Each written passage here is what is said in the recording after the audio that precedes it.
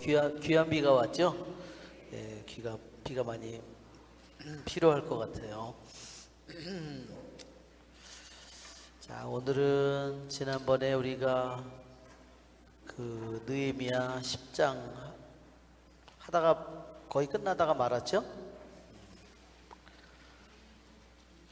예, 지난 주간에는 제가 이 담이 걸려가지고 아주 죽을 고생을 했습니다. 그래가지고 담이 걸려가지고 아주 쩔쩔맸어요. 이 등에 뭐가 이렇게 돌멩이가 박힌 것 같아가지고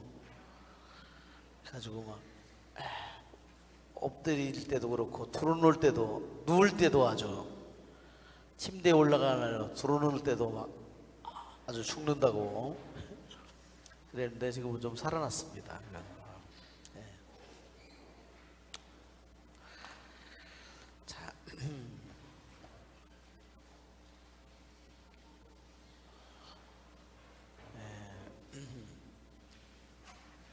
자, 주님의 기도를 하고 시작하겠습니다. 성부와 성자와 성령의 이름으로 아멘. 하늘에 계신 우리 아버지의 이름이 거룩히 빛나시며 아버지의 나라가 오시며 아버지의 뜻이 하늘에서와 같이 땅에서도 이루어지소서. 오늘 저희에게 일용할 양식을 주시고 저희에게 잘못한 일을 저희가 용서하오니 저희 죄를 용서하시고 저희를 유혹에 빠지지 않게 하시고 악에서 구하소서. 성부와 성자와 성령의 이름으로 아멘. 지난번에 우리 느헤미야 하느님의 율법을 따르려고 29절에 그 지방 백성들과 갈라선 모든 이와 그들의 아내들, 아들, 딸들 그리고 알아들을 줄 아는 모든 이가 유력자인 저희 형제들을 지지하였다 그랬죠? 그래서 그것은 바로 하느님의 율법에 따라 걷고 주리 하느님의 모든 계명과 그분의 법규 규정들을 지키고 실천하며 어기면 저주를 받겠다고 맹세하였다. 그래서 제목에 있는 것처럼 이스라엘 백성이 이제 이교인들과 결혼을 하지 않겠다는 그러한 맹약을 맺고 서명합니다. 안식일을 잘 지키겠다는 서약을 하고, 그렇죠? 안식년을 잘 지키겠다는 서약을 하고, 그렇죠? 그리고 하느님의 집의 전례를 위해서 3분의 1세개씩 성전세를 내는 거, 그걸 통해서 두 줄로 차려놓는 빵, 매일 바치는 번제물, 하루에 2번 아침 저녁으로 바치는 타미드 제사, 주일날 일일 번제물, 이게 타미드죠. 안식일 제물, 초하루 제물, 축일 제물, 이러한 예물을 말하자면 봉헌할 수 있도록 하기 위한 것이었습니다. 그 다음에 장작을 봉헌한다. 또 우리 36절에 그 이제 만물을 봉헌한다는 그런 말이 있습니다. 만물. 그래서 유대인들은 특별히 이 만물을 오늘 우리가 이제 하는 곳이 바로 이제 36절부터 다시 시작하는 건데,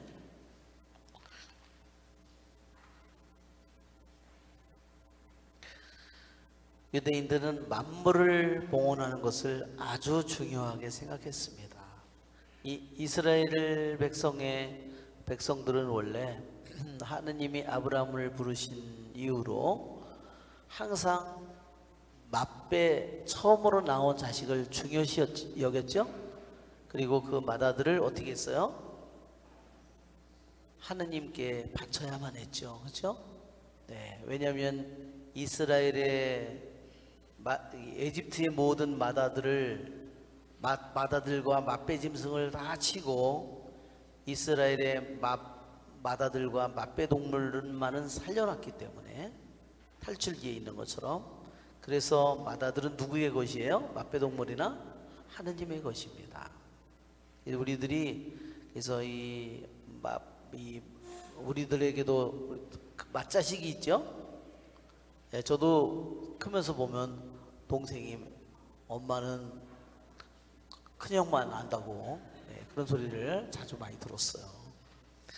형이 군대 갈 때는 뭐 하다가 나 군대 갈 때는 그냥 가나보다, 그죠? 뭐 여러 가지 그런 뭐 동생이 불평하는 소리를 많이 들었어요. 그래. 우리는 왜 주님께서는 특별히 맏아들과 맏배동물을 당신의 것으로 삼았을까? 그것은 주님을 사랑하는 사람들에게 있어서 너무나 소중한 일입니다. 맏배를 주님께 바치는 것은 정말로 중요한 일이죠. 맏배를 주님께 맏아들이나 맏자식이나 맏배 또는 만물을 처음에 생산된 것을 봉헌할 수 없다면 주님을 첫째라고 절대로 얘기할 수 없을 겁니다. 아브라함도 그 시험을 통과합니다. 그렇죠? 아브라함도 종에게서 난 여자는, 종에게서 난 아들은 부인과 함께 내보냈을 뿐만 아니라 또한 이삭을 하느님께 바치는 시험을 통과해야 됐습니다. 그래서 그것은 아브라함 한 사람에게만 해당되는 일이 아니에요. 우리들 모두에게도 똑같이 해당되는 것입니다. 우리들 신부들도요, 첫 번 본당은요 3년 이상 절대로 시키질 않습니다. 왜 그러냐면요, 첫 번 본당에 애정이 제일 많이 가거든요. 그래서 첫 번 본당을 떠날 때 참 힘들어요. 그래서 오래 놔두면 더 이 애착이나 이 집착이 강해지기 때문에 5년이나 이렇게 안 두고 3년 만에 잘라버리는 겁니다. 잘라버리는 거예요, 말하자면.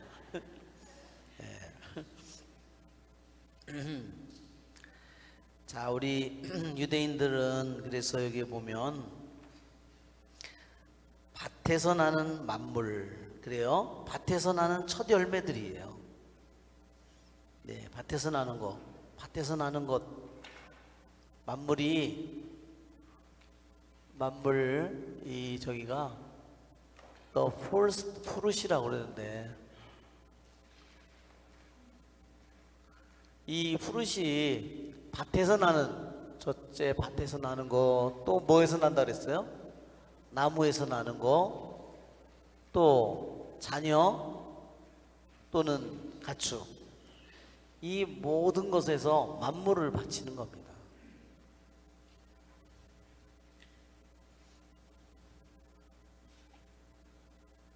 하느님을 첫째라고 하지만 첫 번째 거를 바치지 않으면서 하느님을 첫째라고 하면 말은 그럴듯하게 했는데 행동으로는 어떻게 했을까요?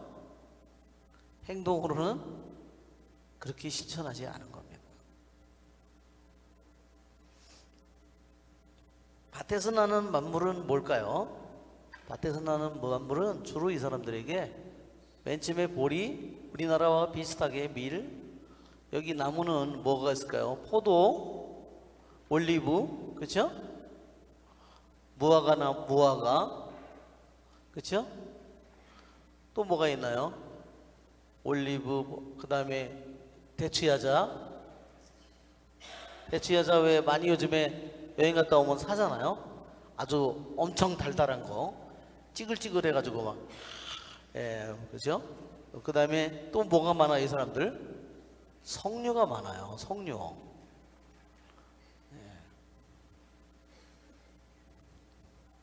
아마 유대인들의 농사 짓는 것 중에서 대표적인 게 이걸 것 같아요. 다. 밀과 보리, 뭐 나머지 이 5개. 이번에도 가서 보니까요, 지금 한창 지금 밀이 익어가고 있더라고요. 아직. 그래서 아직 우순절이 되지 않았어요. 보니까 밭에 보리는 저기 있지만 밀이 자라고 있더라고요. 그리고 곳곳에 사막 기후잖아요. 햇빛이 뜨거운데 곳곳에다가 막 요만한 대추야자를 심어서 그 대추야 뭐 이만한 것도 있고 막 사람 키보다 더 큰 것도 있고, 그 대추야자 그냥 거기에 막 이렇게 휘어가지고 막 열매들이 막 이만큼씩 달려 있더라고. 그거를 이제 그게 대추야자죠. 그래서 이 모든 밭에서 나는 만물이든 나무에서 나오는 모든 만물을 주님의 집에 바치는 것입니다. 짐승이든 마다들이든. 왜냐하면 우리들에게 제일 집착이 첫게 제일 집착이 강하게 마련이죠. 네. 그래서 첫째 거를 내가 바치지 못하면, 그렇죠? 어때요? 하느님을 첫째로 섬긴다고 말하기가 참 힘들어요. 또한 우리들이 만물이나 맛배를 내가 주님께 봉헌하지 못할 때 내 인생도 되게 힘들어집니다. 결국은 우리는요, 내가 사랑하는 것에, 인간은요 자기가 사랑하고 집착하는 것에 묶여버립니다. 다른 게 묶는 게 아니에요. 내가 사랑하는 것에 내가 묶여요. 그렇죠? 그래서 주님 안에서 사랑해야 묶이지가 않습니다. 그렇죠? 그러니까 내가 내 식으로 사랑하게 되면은 나중에 자식하고 나중에는 갈라지게 되고 우연수지간이 되기가 너무 쉬워요. 그렇죠? 내가 너를 어떻게 키웠는데 이놈아, 그년한테 빠져가지고 이 미친놈아, 이렇게 되는 거예요. 그러니까 딸년한테 이 딸년 이년아, 네가 내를 어떻게 교차는데 그 거지 같은 놈을 만나가지고 이년아, 이렇게 되죠. 이게 우리가 그래서 내 식으로 사랑하게 되면 반드시 내가 그 고통을 겪게 됩니다. 하느님은 그걸 알기 때문에 우리들이 하느님 안에서 사랑하도록 우리들에게 말씀하시는 겁니다.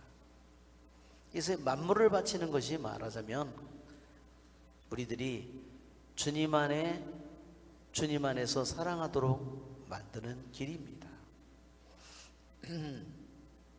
또 우리는 또 이제 반죽도 봉헌했죠. 그래서 우리 밀보리 봉헌하는 거 여러분 그림에서 봤잖아요. 이걸 뭐라 그랬어요? 오멜이라고 그랬습니다. 오멜. 이게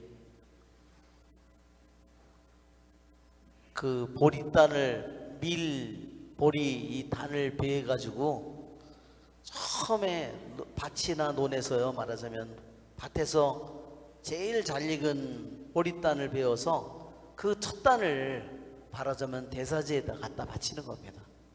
여기에 지금 여기 그림에 나오죠? 여기에 이렇게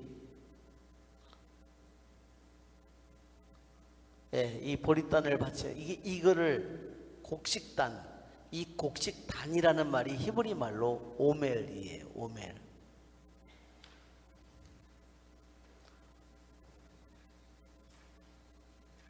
그래서 말하자면 그 보리단, 첫 보리단을 봉헌하고 첫 초실절날 핵곡식을 바치는 날 첫 단을 봉헌하고 둘째 단, 셋째 단, 넷째 단, 다섯째 단 이렇게 해가지고 49째 단 그리고 50일째가 뭐라고요? 이게 보리단을 처음 바친 거고요. 보리단. 그 다음에 50일째 되는 날 밀을 수확합니다. 이것이 바로 오순절이에요.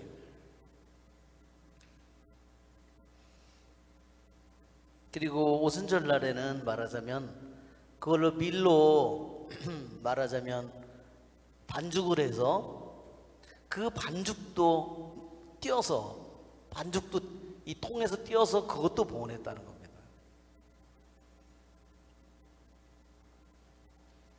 그리고 포도주, 햇기름, 올리브 기름 그것도 봉헌했다. 밭에서 나는 소출 가운데 10분의 1을 레위인들에게 바친다.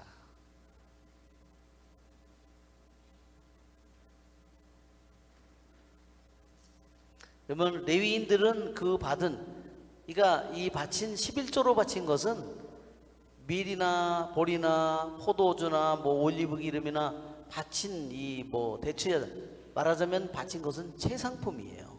그 바친 11조 중에서 그 중에서 다시 11조를 떼어서 누구에게 바쳤는가? 다시 사제들에게 그것을 바쳤다. 하는 겁니다. 39절에 그래서 레위인들이 11조를 거둘 때 아론의 자손 사제 한 사람이 그들과 함께 다닌다. 왜요? 어떤 걸 받았는지 확인하기 위해서 따라다닌 것 같아요. 레위인들은 거두어들인 11조에서 다시 11조를 떼어 하느님의 집으로, 하느님의 성전에다가 레위들이 받은 11조 중에서 다시 최상품을 다시 11조로 하느님의 성전에 바치는 겁니다. 사제들에게. 그러면 성전의 창고에 여러 방에 그것을 가지고 가는 겁니다. 햇포도주 뭐 다 핵기름 올리브기름 다 뭐에 쓰는 거죠? 다 제사에 쓰는 거예요. 그 방들은 이스라엘 자손들과 레위 자손들이 곡식과 햇보조와 핵기름 예물을 가져다 놓는 곳이다. 또 그곳에는 성소의 기물들을 두기도 하고 당번 사제들과 문지기들과 성가대가 머무르기도 한다. 이렇게 우리는 하느님의 집을 그냥 버려두지 않을 것이다. 예, 여기에 하느님의 집이라는 단어가 이 느헤미야 10장에 총 9번 나온다 그랬어요. 하느님의 집이라는 단어가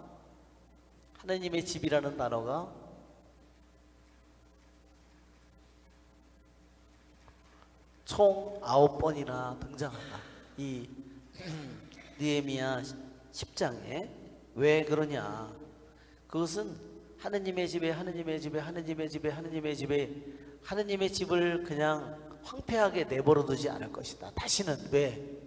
자기네들이 성전을 잃고 성전이 불타고 성전이 파괴된 이스라엘 70년의 유배살이를 그들이 겪었기 때문에 다시 그것을 애를 써서 지었는데 다시는 그것이 다시 이교인들하고 결혼하고 안식일을 더럽히고 안식년을 더럽히고 다시 율법을 어기고 이 모든 일들을 통해서 다시 성전이 더럽혀지는 일이, 하느님의 집이 더럽혀지는 일이 없도록 이 성전이 얼마나 소중한가를 그들이 뼈저리게 깨달았다는 뜻입니다.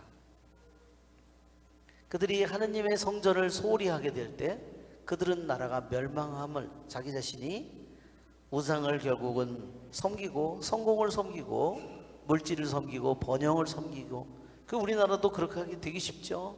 우리들도 번영을 섬기기 되게 쉬워요. 성공을 섬기기가 너무 쉽습니다. 그것은 분명히 우상이에요. 그것은 주님을 등지고 걸어가는 길입니다. 그래서 끝기절에 보면 이렇게 우리는 하느님의 집을 그냥 버려두지 않을 것이다. 자기네들의 아버지, 자기네들의 할아버지, 뭐죠? 70년이니까 벌써 귀향 갔다 오고, 그런 귀향만 70년이니까 그런 쓰라린 고통을 그들이 겪었습니다.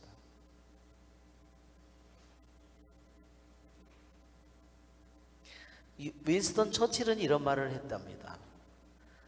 우리들이 버는 것을 가지고 우리는 생계를 유지한다. 그러나 우리들이 얼마나 남에게 주는가를 통해서 우리는 나의 인생을 만들어 간다고 그랬어요. 그렇죠?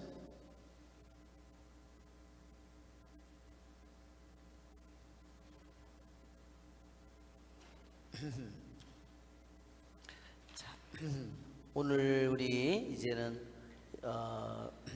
이 우리 느헤미야 10장 우리가 마치고요. 오늘 우리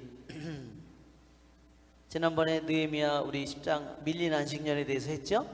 490년이 70 밀린 안식년 70년이 우리가 그냥 쉽게 생각하면 77이 49 490년 같은데 실제로 밀린 안식년은 몇 년이라고 그랬어요? 430년이라고 그랬어요. 그래서 에제키엘이 4장에 에제키엘 예언자가 예루살렘 도성이 포위되어 있는데 왼쪽으로 390일을 누워 있고 오른쪽으로 40일을 누워 있고, 그래서 북이스라엘이 안식년을 안 지킨 게 390년이고, 그 다음에 남유다가 안식년을 지키지 않은 게 40년, 도합 430년이라 그랬죠? 그게 정확하게 일치한다는 겁니다. 그리고 이스라엘 백성이요, 또 에집트에서 유배살이를 한 기간이 430년이라 그랬어요. 혹시 더우신 분이 있어요? 더운 분? 더운 분이 있으면 에어컨을 틀어드리려고. 저쪽에 뒤에 한 구석이라도. 나는 열이 뻗쳐서 나는 못 살겠다. 어? 거기 뒤에 하나 틀어보세요. 수현님, 저기 뒤에 하나 틀어보세요. 저쪽 뒤에 하나만. 한쪽만 틀으면 돼. 아니, 더운 사람이 여기 저쪽에, 거기에 뒤에, 아니 전체를 키는 게 아니라 하나만 키면 돼요. 그러니까 추운 사람들은 이리 오면 돼. 여기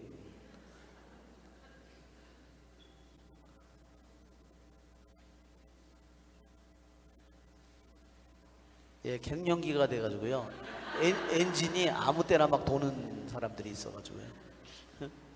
그래서 오늘 이제 느헤미야 10장 우리가, 그러니까 이 성경의 말씀이요, 저는 정말 이 밀린 안식년을 할 때 정말 소름이 끼치는 것 같아요. 창세기에 안식년을, 그 안식일과 또한 탈출기와 여기 안식년에 대해서 얘기가 나오는데, 그렇죠? 그게 왜 이스라엘 백성이 유배를 가느냐, 땅을, 하느님이 주신 거룩한 땅을 더럽혔어요. 안식년을 지키지 않은 것은 결국 뭐죠?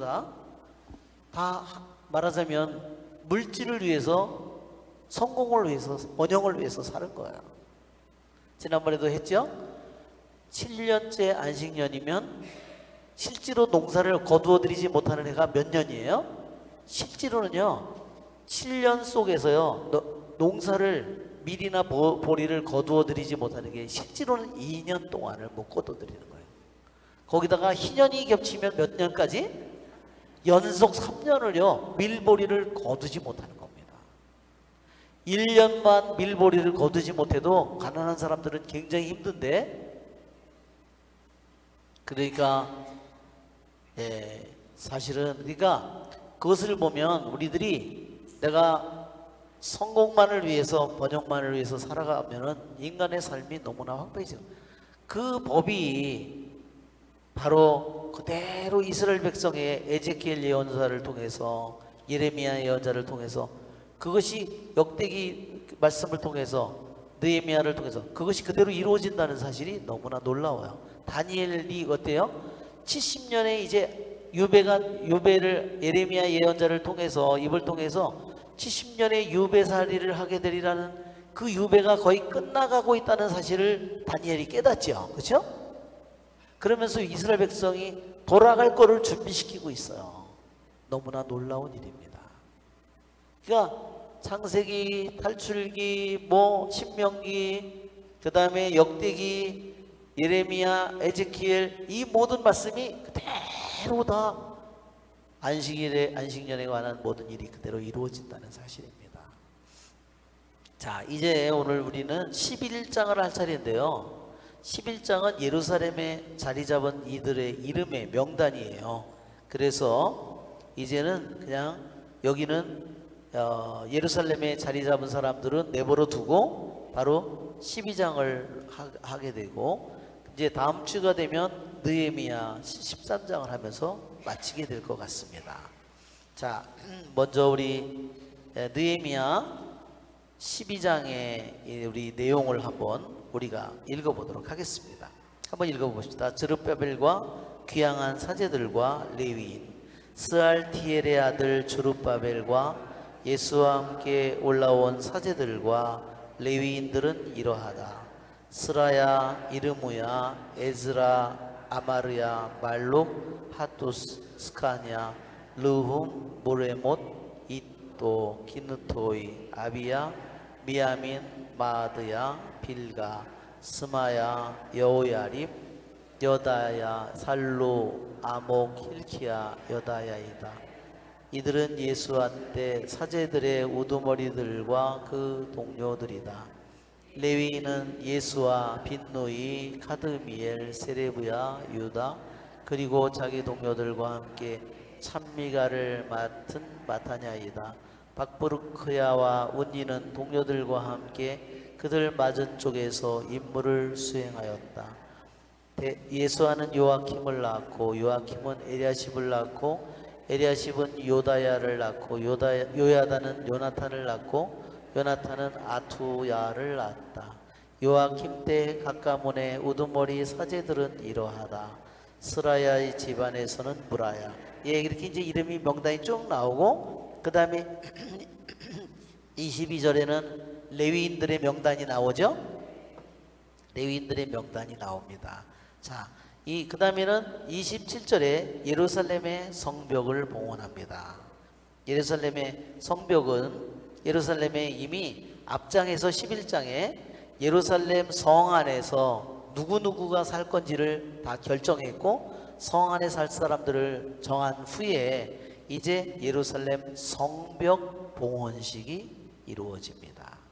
자, 이 전체적인 내용을 보면 이 내용이요, 앞에 에즈라에도 귀환했을 때의 명단이 나오거든요.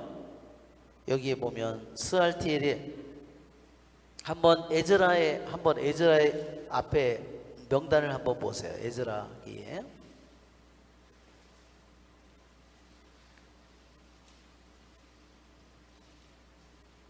돌아온 에즈라 2장에 보면 돌아온 유배자들이 나오죠. 그들은 누구예요? 2절. 이들은 주룹바벨, 예수아, 느헤미야, 스라야, 르멜라야 이렇게 나오죠. 예, 여기를 가만히 보면 스라야, 여기도 보면 뭐래요? 이르무야, 에즈라, 아마르야 이렇게죠. 명단이 좀 다르죠, 이름이. 예. 그 다음에 다시 12장 12절에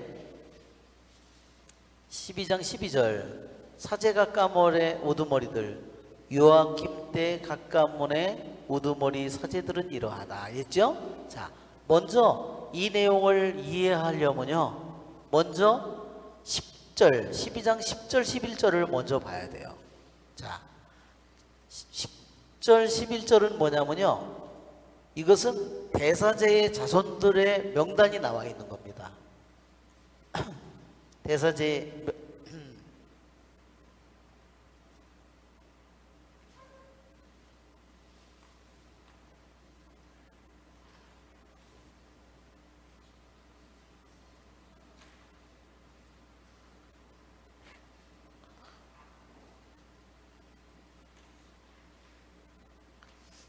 자, 대사제는 누구냐면 예수아가 제일 먼저 나오죠. 예수아가 나오고 그 다음에 누가 나와요? 요아킴, 엘야십, 요야다, 요나탄 이렇게 나오죠. 예, 먼저 이게 몇 대냐면, 자 보세요. 예수아, 그 다음에 요아킴 두 세대죠 벌써. 엘야십, 요야다, 요나탄, 야투아 이렇게 따지면요 6세대의 대사제가, 그 아버지가 죽고 그 아들이 또 이어받고 6대의 대사제의 이름이 나오는 겁니다. 이거는 뭐냐면요, 귀양 갔다가 돌아온 드룹바벨과 함께 돌아온 그때부터 그리스 통치의 마지막 때까지 대사제를 저기를 여기다가 6대를, 그러니까 BC 520년부터 약 돌아와서 성전을 세우고, 성전을 세우면서 말하자면 538년에 귀향하잖아요. 돌아오잖아요. 그래서 성전을 짓고 하고 하는데 약 이때부터 이제 성전에서 말하자면 예배가 이루어지는 거죠. 이때부터 말하자면 405 BC까지 405 BC 이게요 다리우스 1세고요 이게 다리우스 2세예요. 이러면서 이 그리스가 이제 여기가 이제 페르시아가 멸망하고요 알렉산더한테 져면서 이제 그리스의 통치를 받게 되는 겁니다. 그리스의 통치를, 이게 마카베오 시대로 넘어가는 거예요. 이제 점점.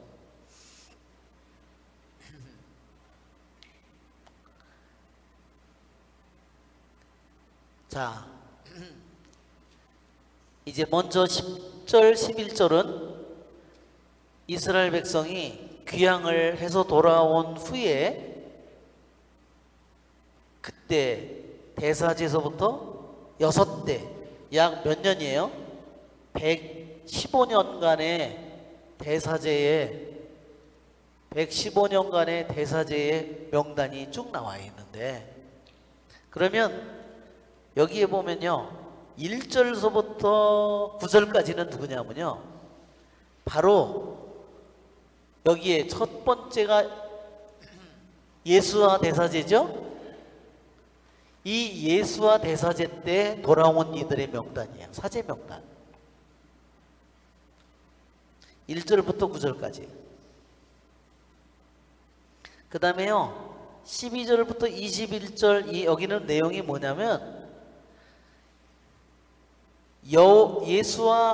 예수와의, 여기는 뭐 12절에 뭐 요아킴 때라고 그랬죠. 이건 누구냐면요, 예수와의 아들인, 이제 예수와 대사제가 죽고 요아킴 대사제 때, 말하자면 대사제 때 사제들의 명단이에요. 이건 사제 때 사제들의 명단이라면, 사제들의 우두머리 명단이라면, 요아킴 때 사제들의 우두머리 명단이에요. 이제 좀 이해가 되시죠? 그래서 12절서부터는요, 자, 한번 12절을 한번 보세요. 요아킴 때 각가문의 우두머리 사제들은 이러하다. 스라야 집안에서는 무라야. 한번 1절과 비교해 보세요.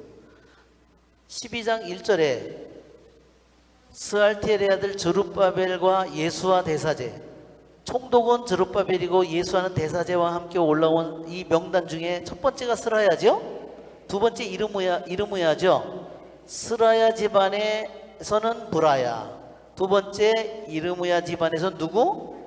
하나냐. 그 다음에 에즈라에서 누구? 다 그대로 쭉 이어지는 겁니다. 그러니까 그 사람들의 아들이 어떻게 이어받았는가가 나오는 거예요. 자, 야, 유대인들이 왜 이렇게 썼을까? 그것은 저도 잘 모르지만요, 가장 중요한 것은, 그래서 이 도표를 보면, 이 도표의 설명에 이렇게 돼, 여기에 도표 중에, 자, 그림을 먼저 보면, 이게 왜 넘어가질 않나? 왜 안 넘어가니 이게? 아까도 안 넘어가더니 안 넘어간다. 그림이 왜 안 넘어가지?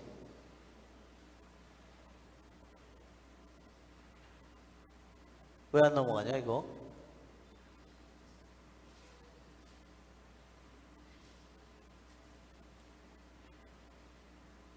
어메, 이제 넘어가나? 네, 이제 넘어가는 것 같네. 자, 이게 느헤미야가 맨 처음에는 돌아왔을 때 더 이상 갈 길이 없었다고 그랬죠. 밤중에 성벽을 갔는데 다 무너져서, 자,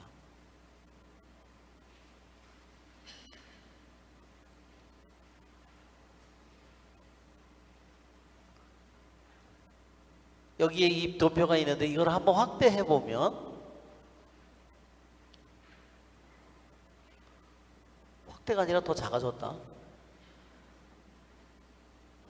자, 보세요. 이게 어떻게 되어 있냐면요, 자, 1장부터 7장까지의 내용이 이게 저룹바벨과 함께 돌아온, 저룹바벨 총독과 함께 돌아온 예수와 대사제 때의 사제들의 총 명단이라면요, 12절에는 이 세대들의 모두의 아들들의 세대를 기록한 거예요. 이제 아시겠죠? 그리고 10절 11절은 뭐예요? 대사제만은 특별히 6대를 멸망할 때까지의 전체를 다 기록한 거예요.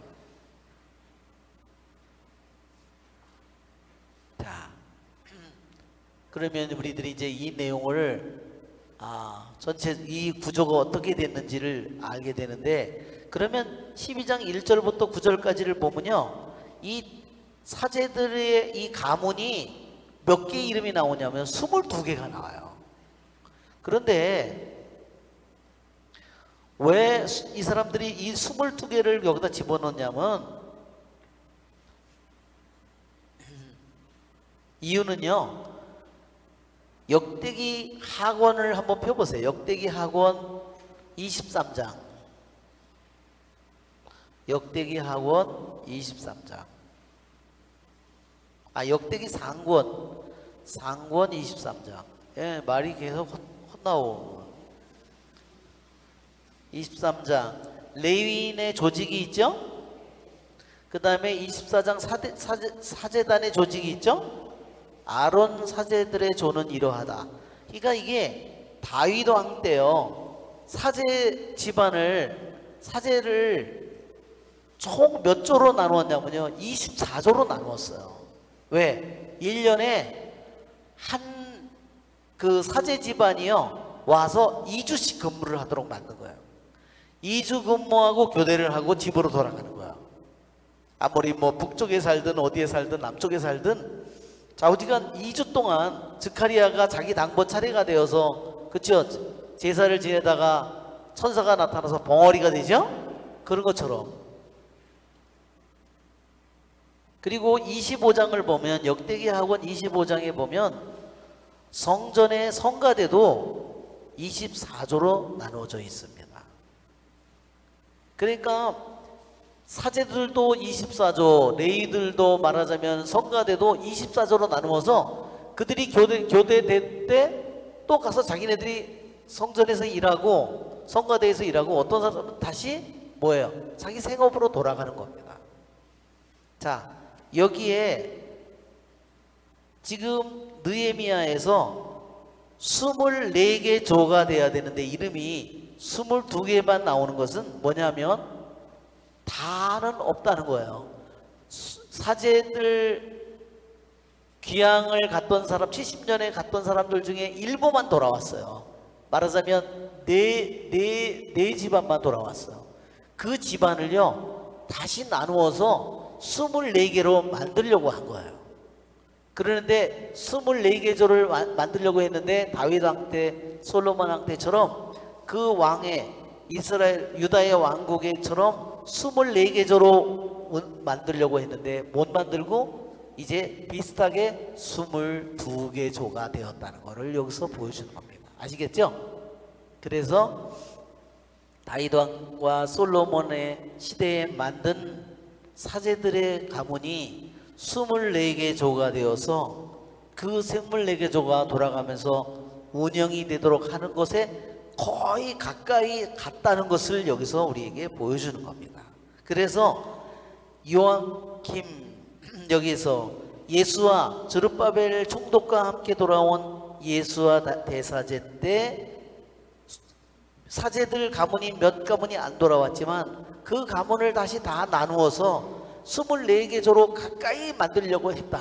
그래서 22개까지 되었는데 다시 그 세대가 죽고 나서 그 다음에 요아킴 대사제가 나왔을 때 다시 그 아들 세대들이 그것을 다 물려받았다는 것을 1절 9절과 12절서부터 이후가 우리에게 얘기해 주는 겁니다. 여러분이 이게 연체 내용인지 이해가 되죠? 네. 그리고 10장 11절은 특별히 대사제는 그리스, 이 말하자면 페르시아 통치 끝날 때까지 6세대 대사제를 한꺼번에 다 여기다 집어넣었다는 거예요. 그러니까 이것은 느헤미야가 다 썼다고 볼 수 없어요. 그렇죠? 느헤미야는 자기 시대의 대사제까지만 썼겠지만 후대 사람들이 그 뒤에 사람들의 명단을, 느헤미야가 자기 후의 사제 이름을 어떻게 알겠어요? 그거는 후대에 있는 사람들이 거기다가 써서 추가했을 것이라는 겁니다. 자, 이렇게 하면 이제 이 전체적인 내용이 훨씬 더 이제 여러분 이해하기가, 왜 시대도 다르고 이런 사람들을 이렇게 썼을까 하는 것을 여러분이 이해가 될 겁니다. 그러니까 12절서부터는 위에 그 아버지 세대 귀향에서 돌아온 저룹바벨 총독과 말하자면 예수와 대사제 때 그 사제 집안을 나눈 최대한도로 24개조로 만들려고 했던 그 모든 일들이 그대로 그 후임 그 세대들에 의해서 그대로 물려받아졌다는 것을 보여주는 겁니다. 그래서 집안 이름을 여러분 비교하시면 그대로 하나하나 나오는데요. 이름이 바뀌는 사람들이 있어요.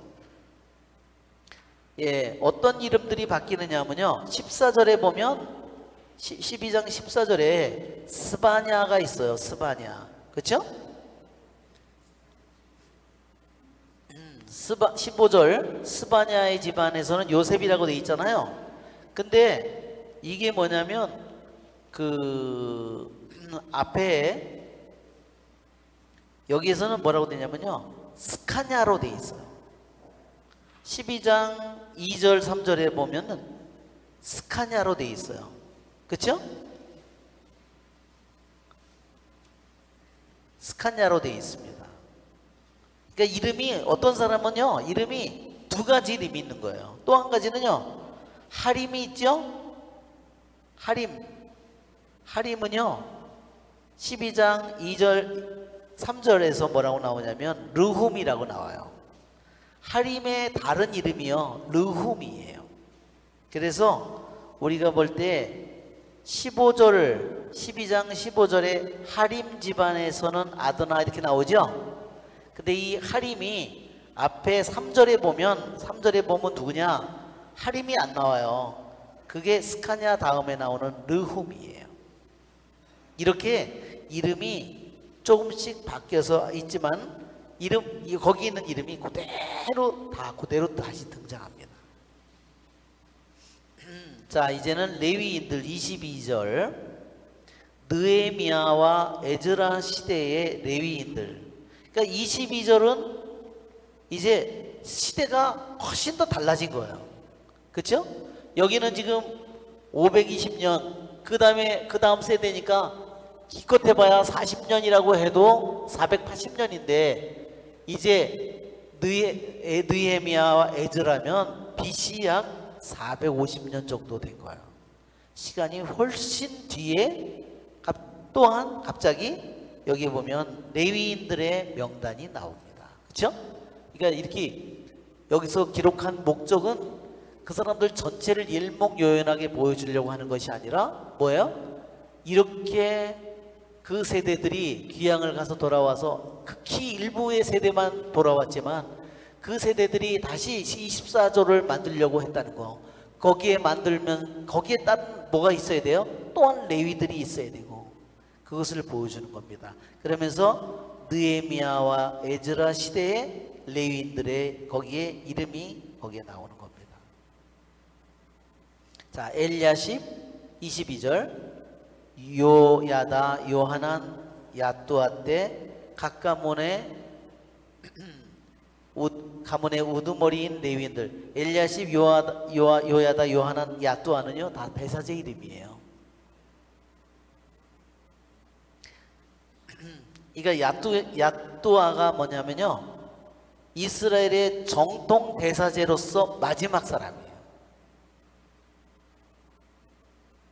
각 가문의 우두머리 레위인들의 이름은 사제들의 이름과 함께 페르시아인 다리우스 통치 때까지의 일지에 기록되어 있다.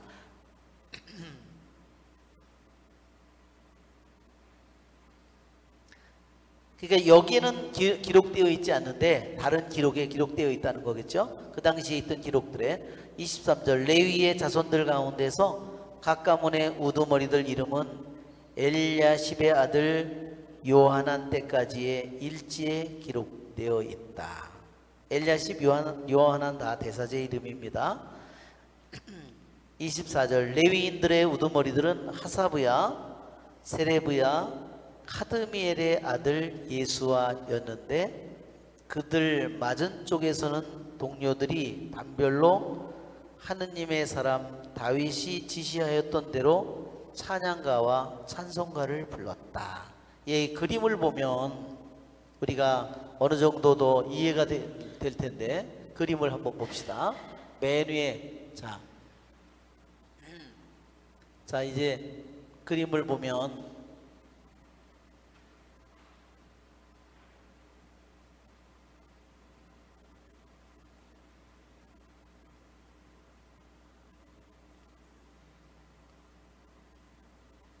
이렇게 여기 보면 이렇게 이게 다윗과 솔로몬 시대에 그 레위 찬양, 이게 찬양돼요. 이게 성가됩니다. 이렇게 이 사람들이 이렇게 또한 한쪽에만 있는 게 아니라 서로 마주보고 있었던 거예요. 이게 뭘까요? 징이에요. 저게 심벌 저게. 그 다음에 여기 보면 이렇게 약간 흰 거 있죠? 꼭 이렇게 흰 것처럼 이게 수금이에요. 여기는 뭐죠? 이건 나팔이죠. 자, 뭐 비파도 수금과 비슷하게 생겼어요. 자, 이것이 성전 그 하느님을 찬양할 때 경배하도록 만든 다윗이 저렇게 성가대와 레위를 조직하고 성가를 만들어서 하느님을 찬미하도록 다윗이 만들었습니다. 그래서 여기에 보면 하느님의 사람, 원래는 하느님의 사람이라는 호칭은요 누구에게 해당되는 호칭이냐면요 모세에게 해당하는 말이에요. 하느님의 사람, 이게 히브리 말로는 이시 엘로힘이에요.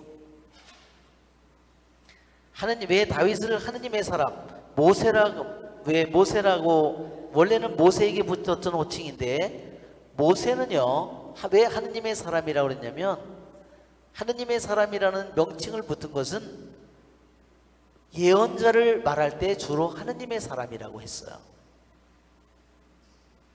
히브리인들 사고방식에서 성경을 기록하는 사람은, 성경을 쓰는 사람은 누구냐? 분명 예언자라고 생각했습니다. 모세는 모세 오경 5권이나 썼기 때문에 분명히 그들은 모세는 또한 예언자라고 생각했습니다. 그런 뜻으로 모세에게 하느님의 사람이라는 호칭을 붙여줬는데, 다윗은 또한 성경을 기록했죠? 많은 시편을 쓴 사람이 누구예요? 다윗이죠. 그렇기 때문에 다윗도 예언자로 하느님의 사람이라는 호칭을 붙이는 것이다. 자, 이 느헤미야 12장에서요 다윗이라는 이름이 적어도 5번은 등장합니다. 왜냐하면 이 특별히 다시 그들이 귀향에서 돌아와서 성전을 다시 만들고, 성전이 만들어졌지만 성벽이 없어서 성전의 예배가 제대로 이루어지지 않은 이런 끔찍한 황폐, 성전은 지어졌지만 성전의 예배가 이루어지지 않는 이런 황폐된 이런 끔찍한 어둠을 겪은 이스라엘 백성들이 성벽을 봉헌하면서 그들이 다시 다윗이 한 것처럼 다시 레위들과 성가대와 악기와 이 모든 것으로 하느님을 찬미하는 그것을 회복하는 것을 그들이 간절히 원했다는 거예요. 그래서 여기에 다윗이 지시하였던 대로 찬양가와 찬송가를 불렀다. 그러니까 레위들은 어려서부터 자기 부모로부터 이 찬송가와 찬양가를 어려서부터 배웠어요. 그 귀양 70년 가서 있다고 잊어버릴까요? 예, 그거를, 그렇죠? 어때요? 남의 나라 땅에서 어찌 이 더러운 땅에서 내가 어떻게 이렇게 거룩한 노래를 내가 부르소냐. 만일 내가 여기서 이 더러운 땅에서 내가 하느님의 거룩한 노래를 내가 여기서 부른다면 내 차라리 혀가 입천장에 가서 들러붙어라. 저는 혀가 입천장에 들러붙은 적이 없어가지고, 예, 끔찍한 머리죠. 버리겠죠. 네, 혀가 딱 붙어서 단 한마디도 못하면 네, 혀가 위에 붙었는데 한번 여러분 한번 얘기해 보세요. 그렇죠?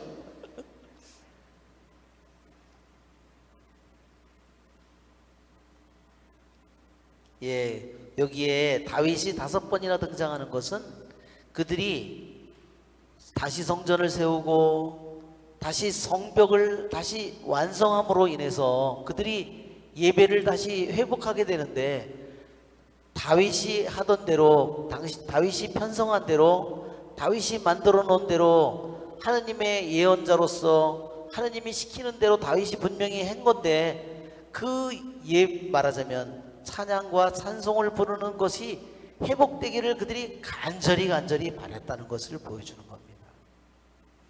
마타냐, 박부크야, 오바드야, 무슬람, 탈몬, 야콥은 문지기였다.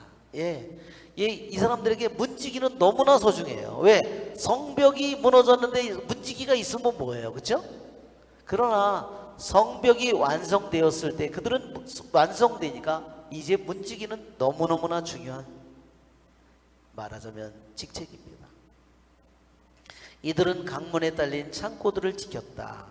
이들은 여호차닥의 손자이며 예수아의 아들인 요아킴, 지방관 느헤미야, 그리고 사제이며 율법학자인 에즈라 때의 사람들이다. 네. 왜 여기서 이걸 레위인들을 얘기하는지 알겠죠? 왜? 이 사람들이 없이는 찬양과 찬송이 이루어질 수 없다는 겁니다. 그리고 레위인들은 또 뭐 했어요? 성전을 경비하는 모든 사람들이 레위였다는 거예요. 그리고 성당의 성전의 창고를 관리하는 사람도 다 레위였다는 거예요. 그러니까 그 모든 사람 하나하나가 얼마나 중요한가, 그것을 우리에게 여기서 강조하고 있는 겁니다. 자, 예루살렘 성벽을 봉헌하다. 자, 27절 우리가 조금이라도 우리가 한번 읽고 한번 해봅시다. 예루살렘 성벽을 봉헌할 때 사람들은 레위인들을 곳곳에서 찾아내어 예루살렘으로 데려왔다. 자바라와 수금과 비파에 맞추어 감사와 노래로 봉헌식을 기쁘게 올리려는 것이었다. 그리하여 성가대가 모여들었는데 예루살렘 주변 일대와 느토파인들의 촌락들 벳길갈, 게바와 아즈마웻 들판에서 왔다. 성가대는 예루살렘 주변에 촌락들을 세우고 살았던 것이다. 사제들과 레위인들은 자신들을 정결하게 한 다음 백성과 성문들과 성벽을 정결하게 하였다. 나는 유다의 수령들을 성벽 위로 올라오게 하고 큰 찬양대 둘을 세운 다음 한 찬양대를 거름문을 향하여 성벽을 타고 오른쪽으로 행진하게 하였다. 그 뒤를 호사야와 유다 수령들의 절반이 따르고 아자르야, 에즈라, 무슬람, 유다, 베냐민, 스마야, 이르무야, 그리고 나팔을 든 젊은 사제 몇 명과 즈카리아가 따랐다.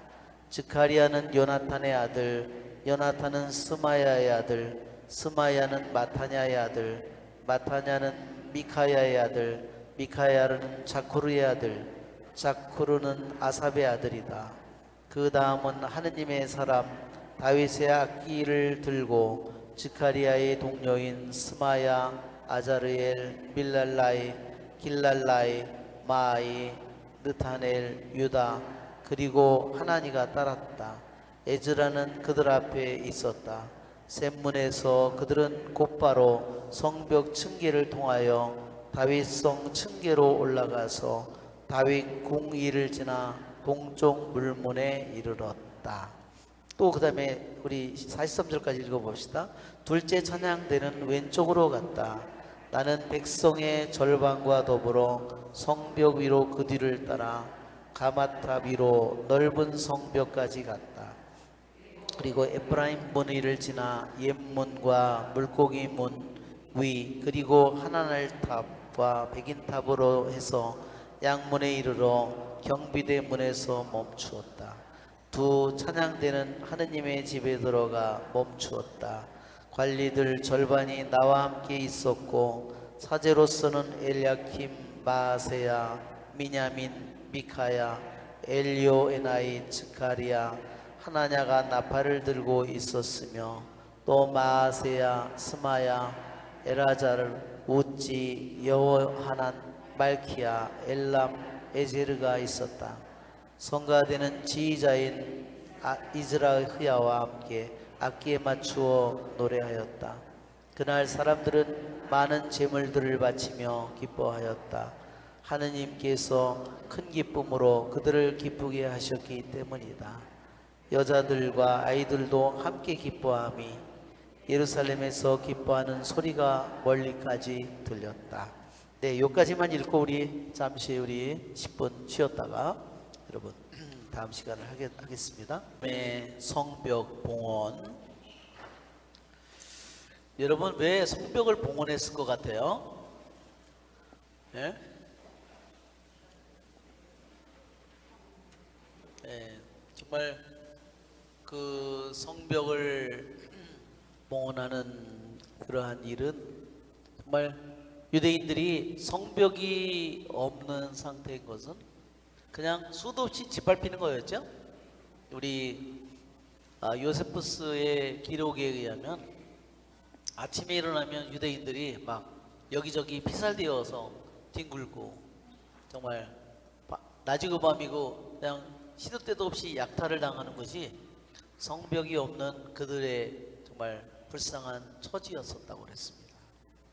그러니 뭐 성전의 예배가 제대로 이루어질 리도 없고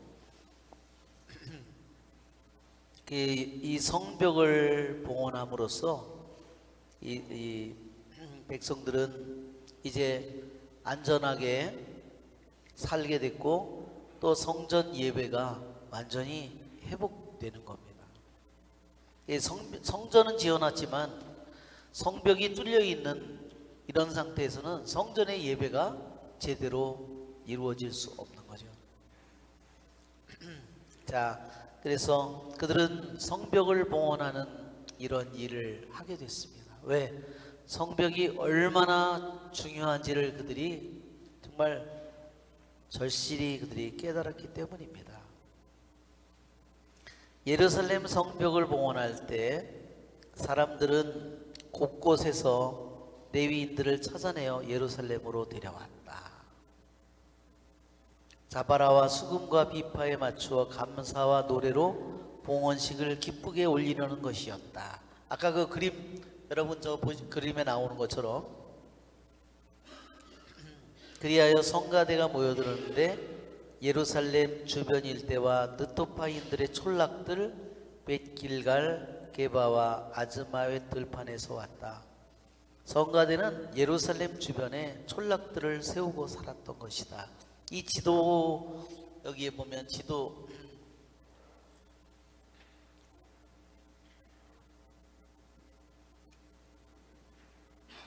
지금 이거는 그 유대인들이 정결례를 하는 그러한 장소입니다. 이게 목욕탕이에요. 그러니까 이렇게 때를 벗기는 목욕탕이라기보다 정결 예식을 하는 그러한 말하자면 왜 유대인들에게 왜 뭐 고름을 흘리는 자는 뭐 부정하다, 뭐는 부정하다, 뭐 부정한 짐 시체를 저기 하면 부정하다, 뭐 무슨 피부병이 걸리면 부정하다, 수많은 규정이 있잖아요. 그렇게 해서 부정하게 되면 말하자면 이 계단을 여기서 내려가 가지고 여기 밑에 물이 고여 있는 거예요. 그래서 거기에 가서 말하자면 여기 물이 고여 있는 저기 가서 정결예를 하는 거죠. 목욕을 함으로써. 유대인들이 적어도 보통 저기 한 사람들은 그 꿈난 공동체 가면은 꿈난 공동체도 가니까 저 mik바가 있더라고요. 저기도. 그리고 그래서 계단이 하나로 계단을 안 만들고요. 계단을 두 개로 나누어 놨대요. 그래서 내려가는 사람의 계단은 뭐예요? 더러운 계단이에요. 올라올 때는 그래서 올라올 때 다시 더러운 계단을 밟지 않으려고 그래서 내려가는 계단하고 올라가는 계단을 따로 했다는 그런 얘기를 들었어요. 거기 설명에서. 그래서 그 꿈난 공동체의 사람들은 하루에 2번 저 정결례를 목욕을 했다는 겁니다. 우리들도 목욕하면 머리만 감아도 마음이 깨끗해지죠? 손만 씻어도, 예, 그죠? 예, 그냥 저도 어떤 날은 발을 잘 안 닦고 자는데 뭐 집사람 없으니까 괜찮아요. 근데 발을 닦고 자면 확실히 기분이 너무 좋은 것 같아요. 자, 이게 이렇게 해서 이제 정결례 목욕을 하는 그러한, 이거는 이스라엘 지도의 모습이고, 앞에 있는가 보네요.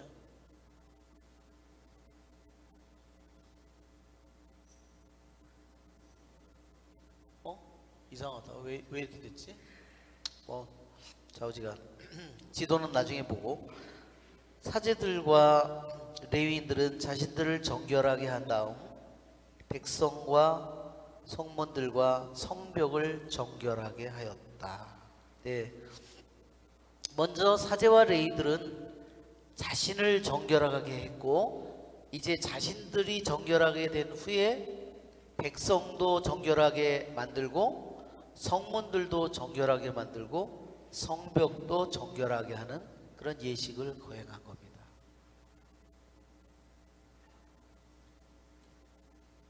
그러니까 봉헌식을 할 때, 그래도 우리들도 레지오 뭐 봉헌을 하잖아요. 우리도 1년에 한 번씩. 그러니까 우리들도 먼저 우리들 자신을 깨끗하게 한 후에 봉헌을 해야죠. 그래서 그것이 당연한 거죠. 우리들이 말하자면 내일 우리가 성령 강림대 주기를 맞을 때 먼저 자신을 깨끗하게 한 후에 성령을 맞이해야 되겠죠. 그렇죠?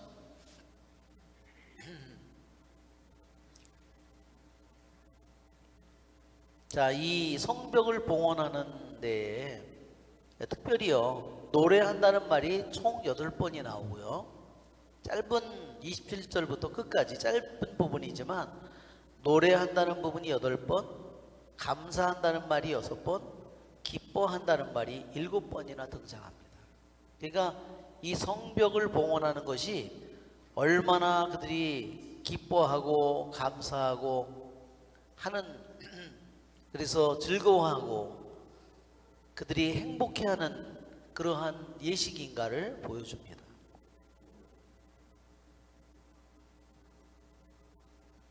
나는 31절에 보면요, 다시 나는이라는 말이 등장합니다. 이 느헤미야에서 나는이라는 말이 1인칭이 앞에서 거의 찾아볼 수 없었는데 다시 나는이라는 말이 등장하는 거예요. 앞에만 등장했다가 여기 끝날 때 부분에서 나는이라는 말이 다시 등장합니다. 나는 유다의 수영들을 성벽 위로 올라오게 하고 큰 찬양대 둘을 세운 다음 한 찬양대를 거름문을 향하여 성벽을 타고 오른쪽으로 행진하게 하였다. 자, 이게 이제 우리 여러분 오늘 프린트물을 나눠줬죠? 그 프린트물을 보면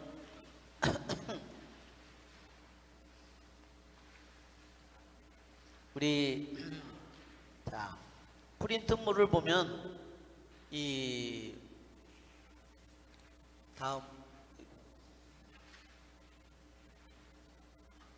예, 지금 조금 전에 나온 네. 자, 이거예요. 자, 이제 성벽을 봉헌하는 예식을 거행했는데 이 성벽 위로 올라가게 했어요. 그러니까 성벽 위가 어떻게 생겼냐면 앞부분에도 나오지만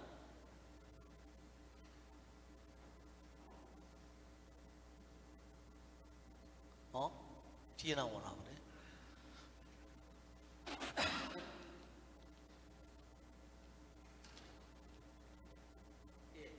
이렇게 생긴 겁니다. 성벽이. 위에가 우리 중국의 천안문, 아니 뭐지요? 만리장성, 천안문이 아니라 만리장성처럼 저렇게 그게 약 9피트가 됐다니까 약 3m 가까이 되는 거예요. 그래서 여러 사람들이 다닐 수 있는 겁니다. 그래서 이 성벽 위에 이런 목적으로 만드는 이유는 뭐냐면요, 이게 그 성을 잘 경비하기 위해서 가장 좋은 시스템이죠. 말하자면 적들이 이 넓은 성벽 전체에서 어느 한 군데를 쳐들어왔다면, 위로 다닐 수가 없다면 그들이 쉽게 적들을 막아낼 수가 없어요. 그러니까 이렇게 성벽을 이렇게 만들어야만 적들이 어느 방향에 오더라도 탑에서 어디로 오는지를 알고 병력을 그 집결시키기가 쉽잖아요. 자, 이제 찬양대 둘을 만들어서 이제 이 성벽 위로 수령들을 먼저 올라가게 했어요. 수령들을. 그 다음에 찬양대를 만들어서 두 쪽으로, 말하자면 하나는 느헤미야가 인도를 하고 하나는 에즈라가 인도를 하면서 이 성을 이렇게 돌아서 북쪽에서 만나서 성전으로 들어오는 겁니다. 여기를 보면 우리 이 지도에 그림에 보면 이렇게 여기 요 밑에 쪽에서 그들이 나누어서 한 팀은 위로 올라가고 한 팀은 위로 올라간 겁니다. 이렇게 와서 이렇게 해서 성전 여기서 만나서 하는 거예요. 말하자면 무슨 말인지 아직 대강 이해가 되시죠? 찬양대를 둘로 나누어서 그랬는데 그 사람들이 어디로 갔냐면요, 가서 이 성벽 위로 올라가서 행렬을 해서 간 거예요. 양쪽으로. 그리고 이것이 밤에 했다고 이렇게 되어 있어요. 그림에 보면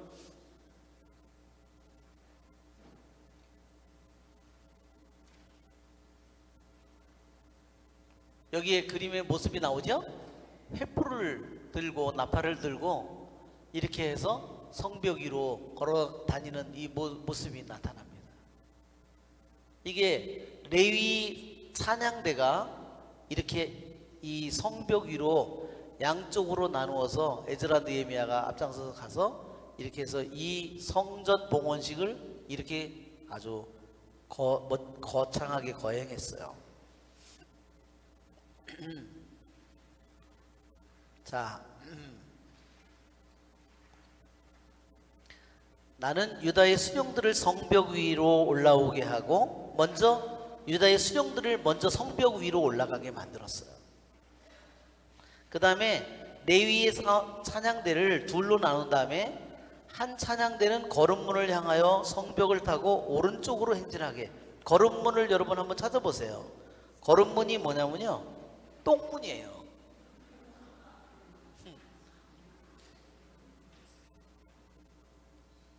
여기가 지금 여기 나오는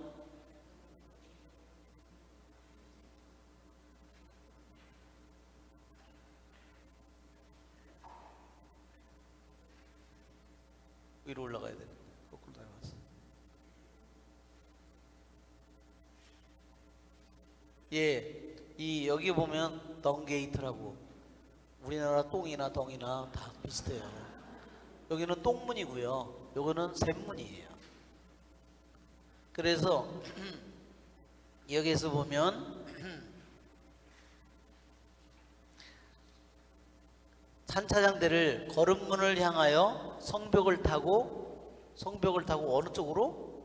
오른쪽으로 돌게 하였다. 한 팀은 이렇게 올라가고 한 팀은 이렇게 올라갔어요.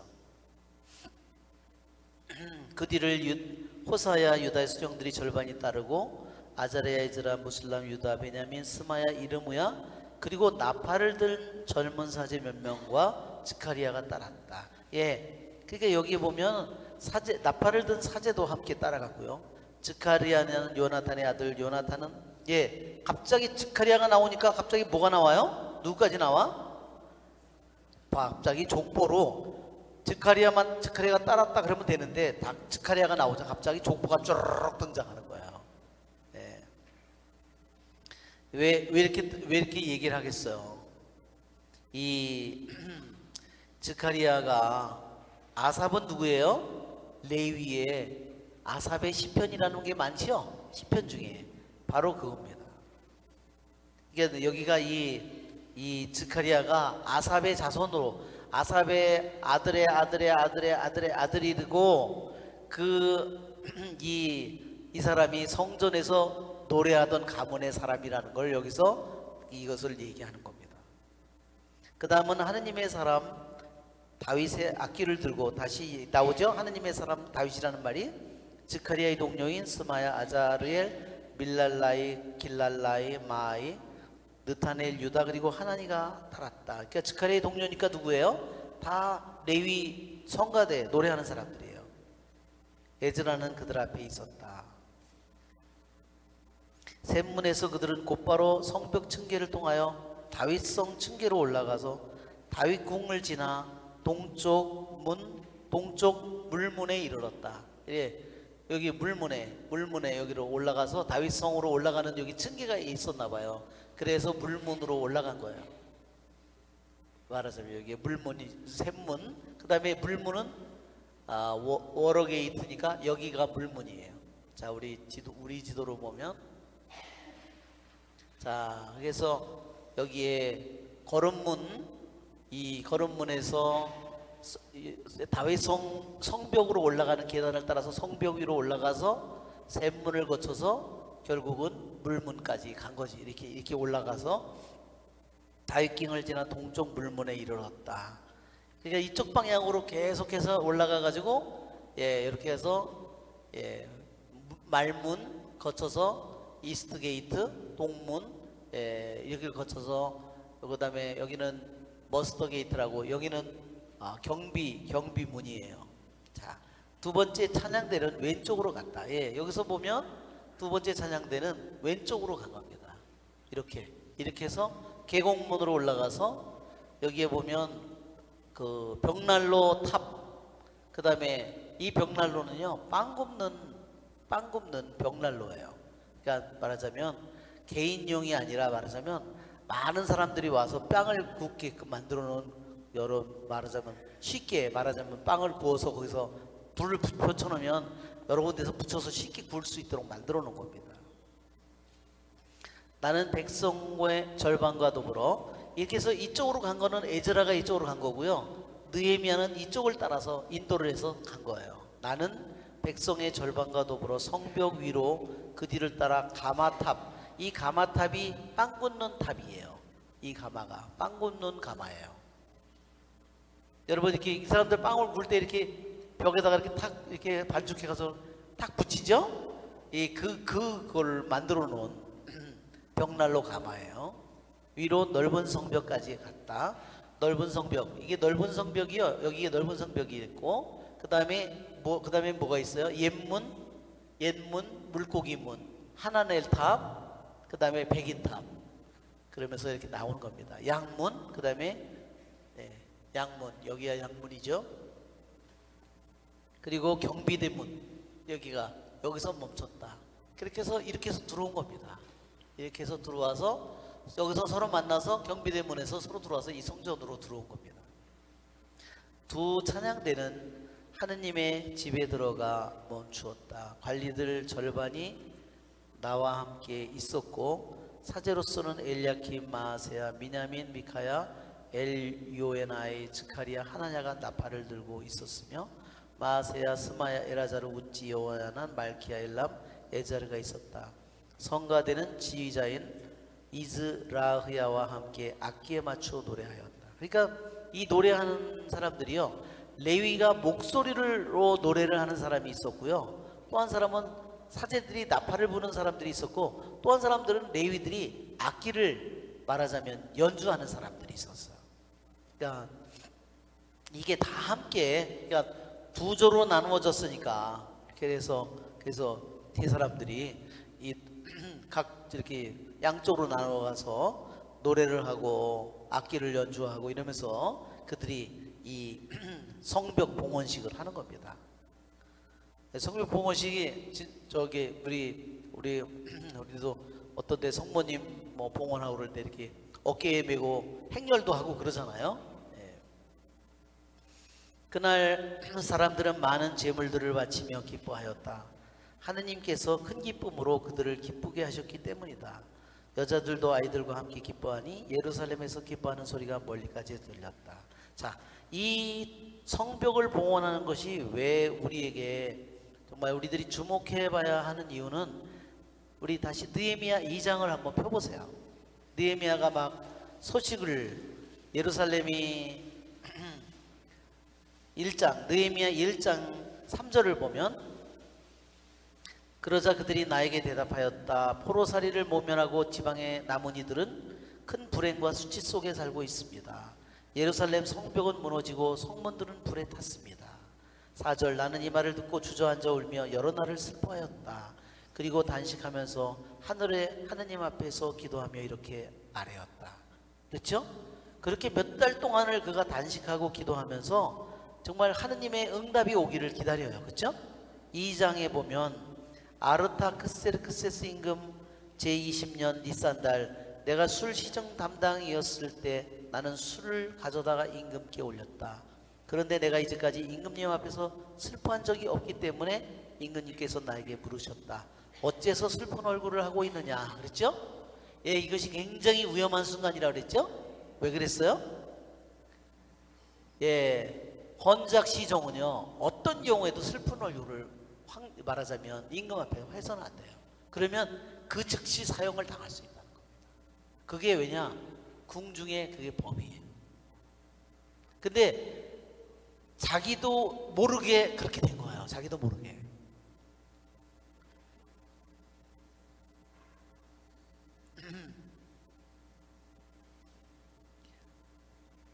자, 그런데 그 위기의 순간이 왔지만, 그러나 하느님께서 안배하셔서 사형을 당하지 않도록 했고, 오히려 임금이, 페르시아 임금이 도와주는 길을 묻게 됩니다.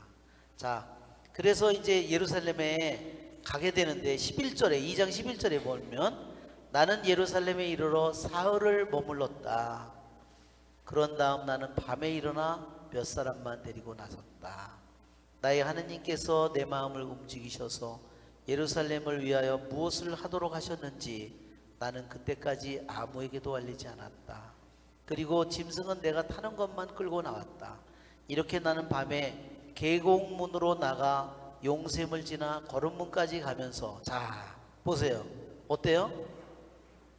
여기를 지금 보면, 이 지도를 보면, 자 이게 지금 헌작 시종을 자기가 하고 있죠? 예. 자기가 울면 어떻게 돼요? 실패하는 얼굴을 하면 갑자기 사형을 당할 수 있다 그랬죠? 자, 그 다음에 보면, 여기 보면 이렇게 울고 있어요. 주저앉아서. 그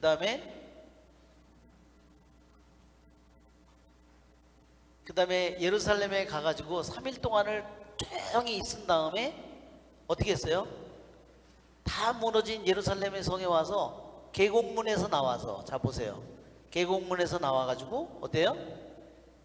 용샘을 지나, 여기 용샘은 어디에 있는지 안 나오지만 거름문까지, 아마 용샘이 이게 실럼 연못인지도 몰라요.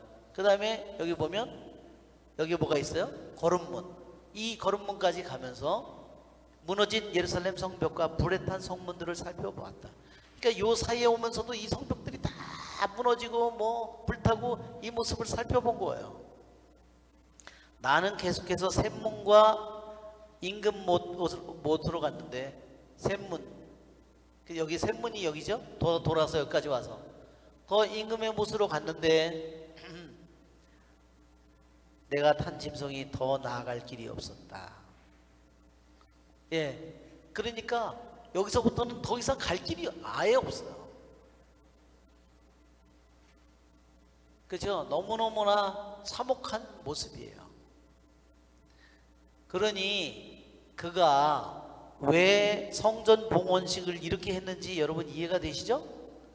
성벽을 완전히 다 보수하고 그 사이에 돌이나 흙을 채워서 집어넣어서 이렇게 사람들이 다닐 수 있는, 군인사들이 다닐 수 있는, 보초들이 다닐 수 있는 다 그런 길을 만들고, 다 그렇게 만든 후에 이 성벽 위로 이제 이쪽으로도 끝까지 이쪽으로도 끝까지 가서 할 수 있게 됐어.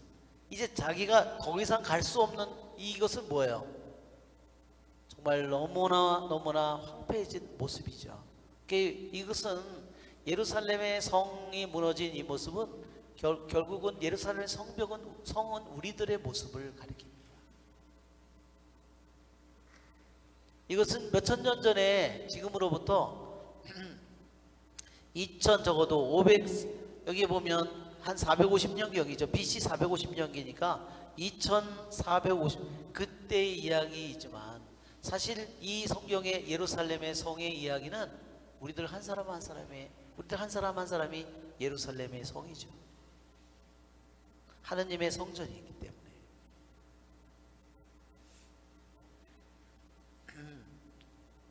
자, 그러니 여러분 그가 다시 이 모든 것들을 다 회복시키고 다시 튼튼한 성벽을 쌓고 그래서 이제 예루살렘을 튼튼하게 지키고 하느님의 예배를 하느님께 제대로 된 모든 제사와 경배를 다 드릴 수 있게 되었어요.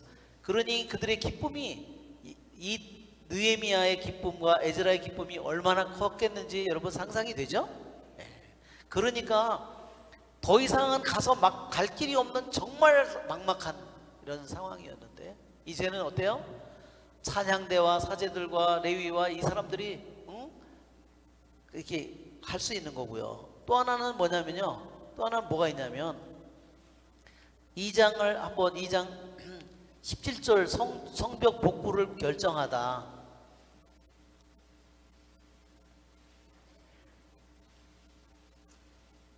그렇게 했는데 자 성벽을 쌓기를 시작합시다 그래가지고 2장 18절에 용감히 착수하죠. 작업 책임자들의 명단이 3장에 나오는데 3장 33절에 방해를 물리치며 일을 계속하다. 35절을 보세요. 암몬 사람 토비아가 옆에 있다가 저들이 아무리 성을 쌓아보아야 여우 한 마리만 올라가도 저들의 돌성벽은 무너지고 말 거야. 그렇죠? 완전히 조롱하는 거죠? 예. 여우 한 마리만 올라가도 무너진다 그랬어요.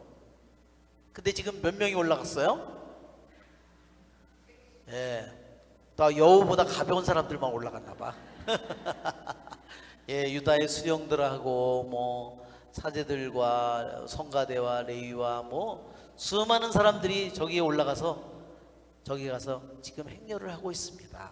그러니까 이 모든 것이 그 수많은 그들의 정말 교묘하고 집요하고 수많은 그들의 반대와 공격과 모함과 이 모든 것을 그들의 그러한 뭐죠? 왜 그 말하자면 왜 전쟁이나 이게 뭐 선전 삐라를 뿌려서 하는 그런 거죠. 선동하는 거. 그런 모든 속에서도 그 모든 일을 끝까지 이겨내고 결국은 이 느헤미야가 이 모든 일을 이뤄냈다는 겁니다. 그러니까 그들이 더욱더 기뻐할 수밖에 없어요. 그날 사람들은 많은 제물을 바치며 기뻐하였다. 하느님께서 큰 기쁨으로 그들을 기쁘게 하셨기 때문이다. 여자들과 아이들도 함께 기뻐하니 예루살렘에서 기뻐하는 소리가 멀리까지 들렸다. 44절 그날 예물과 만물과 11조를 보관하는 방들을 맡을 사람들이 임명되었다. 이는 율법에 정해진 대로 사제들과 레위인들의 몫을 각 성읍에 딸린 밭에서 거두어 그곳에 모아 놓으려는 것이었다. 유다인들이 직무를 수행하는 사제들과 레위인들을 보고 기뻐하였기 때문이다. 왜냐하면 이 사제들이 말하자면 자기들의 땅이 없잖아요. 그렇죠? 레위들에게 땅을 주지 않잖아요. 몫이 없잖아요. 그렇기 때문에 봉헌한 것으로 먹고 살아야 되는데 봉헌한 것이 없으면 사제와 레위들이 생계가 없어지니까 그들이 전부 다 흩어져 버리게 된다는 거죠. 그래서 이 느헤미야는 사제와 레위인들이 살 수 있도록 율법에 정해진 예물과 만물과 11조를 보관하는 방들을 책임자를 임명한 겁니다. 그들은 하느님을 섬기는 일과 정결 예식의 일을 맡은 사람들이다. 성가대원 또한 문지기 그런 사람들을 임명했어요. 여기에 그 세 가지인데 사제와 레위들이 먹고 살 그 예물이 이거는 예물 어떤 사람들이 지난번에 우리 레위기에 나오는 5가지 제물이 있었죠. 번제물, 곡식제물, 뭐 친교제물, 속죄제물, 보상제물 이걸로 바치는 예물이 여기 그 예물이고요. 만물은 모든 것에 농사를 지어서 나무에서 나오는 것은 동물 가축이든 키워서 이것의 모든 만물을 사람이든 만물을 가리키고 11조는 또한 거기서 나오는 것의 생산의 10분의 1을 가리키는 겁니다. 그러니까 이렇게 보면 먹고 살 수 있는 게 뭐 넘치도록 있는 거예요. 자, 그들은 하느님을 섬기는 일과 정결 예식을 맡은 사람들이다. 성가대와 문지기들도 다윗과 그의 아들 솔로몬이 지시한 대로 하였다. 다시 다윗이 나오죠. 적어도 다윗이 이 부분에서요 적어도 5번 등장합니다. 왜냐? 그 이러한 편제를 제도를 사제와 레위가 몇 조로 이루어지고 성전에서 이러한 일을 노래를 할 수 있다라 이런 제도를 만든 것 자체가 다윗과 솔로몬이다. 다윗이라는 겁니다. 그리고 자기 자신이 직접 노래를 작곡했고 또 악기를 자신이 만들었고 또 자신이 악기를 어떻게 했어요? 스스로 악기를 탔고 그리고 예루살렘 성을 자체를 정복한 것이 바로 다윗이다. 그렇기 때문에 이 성전을 회복해서 성벽을 복구해서 예배를 다시 복구하는 이 모든 일에 다윗의 이름이 끊임없이 자꾸만 등장하는 겁니다. 옛날 다윗과 아삽 때에도 성가대의 우두머리가 있었고 하느님께 찬미와 찬송을 드리는 노래가 있었던 것이다. 주룹바벨과 느헤미야 때에는 온 이스라엘이 성가대와 문지기들에게 날마다 필요한 몫을 주었다. 백성은 레위인들에게 돌아갈 거룩한 몫을 떼어 놓았고 레위인들은 아론의 자손들에게 돌아갈 거룩한 몫을 떼어 놓았다. 그러니까 이렇게 해놓으니까 어떻게 됐겠어요? 성전이 성문서부터 성전의 예배서부터 모든 일들이 다 잘 제대로 움직이게 된 거예요. 귀향한 사람들은 얼마 되지 않지만 그쵸? 어떻게 했어요? 사제들의 조를 거기다가 24개 조로 회복시키고 그래서 성전의 예배가 제대로 잘 이루어지도록 이제 모든 것이 이루어졌다는 겁니다. 자, 우리 교부들의 성경주의를 보면 교부들의 성경주의에서 12장 느헤미야 12장 37절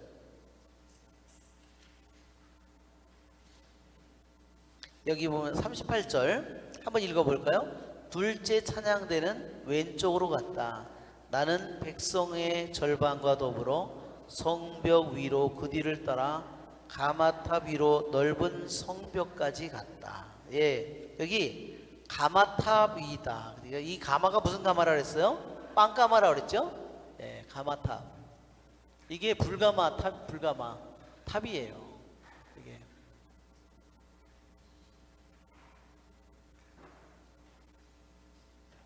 자, 밑에서 말하자면 그건 이런 큰 화덕을 그들이 이렇게 만들어 놓고 여기서 이제 이게 탑을 이렇게 굴뚝에다 탑을 세운 거죠. 이렇게 이 사람들이 탑을 여기다가 어떻게 세웠는지 모르겠지만 굴뚝을 여기다 빵 화덕을 만들어 놓은 겁니다.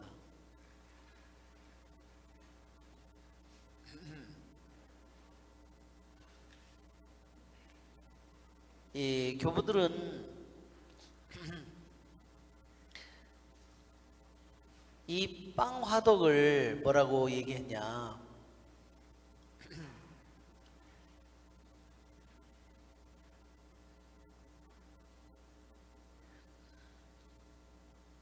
자, 이 가마탑은 이 거룩한 성교회의 교사들이 땀 흘려 일하는 곳이라고 그랬어요. 가마가. 그렇죠?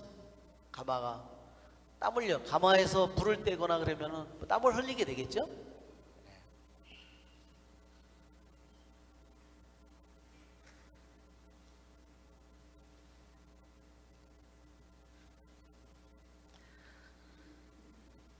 자, 이 밤낮으로 지칠 줄을 모르고 적들이 끊임없이 싸움을 걸어오고 공격을 해와도 큰 환난과 기근, 추위와 밤샘 속에서도 성문과 탑과 도성 건축을 마친 이들이 결국 마침내 적을 물리치고 함께 모여서 도성 성문과 탑과 도성 건물을 통해서 행렬을 하면서 노래를 부릅니다.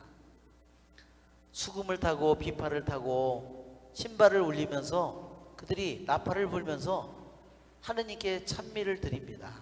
이 행렬, 수많은 그들의 반대를, 정말 수많은 고통스러운 이 모든 반대를 뚫고 그들이 이 모든 것을 끝까지 해냈어요. 이걸 뚫고 그들이.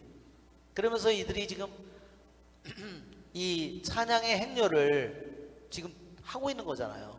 이 말하자면 그렇게 오랜 기간 동안 그들이 수치와 수모 속에서 살았는데 이제 그들이 이 모든 어려움을 막 환난과 반대와 모든 것을 다 이겨내고 그들이 이제 드디어 이것을 완성하고 이 행렬을, 노래를 부르면서 이 행렬을 하고 있어요. 이 행렬이 뭐냐? 저 많은 반대와 오랜 기간 동안에 집요한 그들의 공격과 반대와 그들의 덫과 이 모든 것 속에서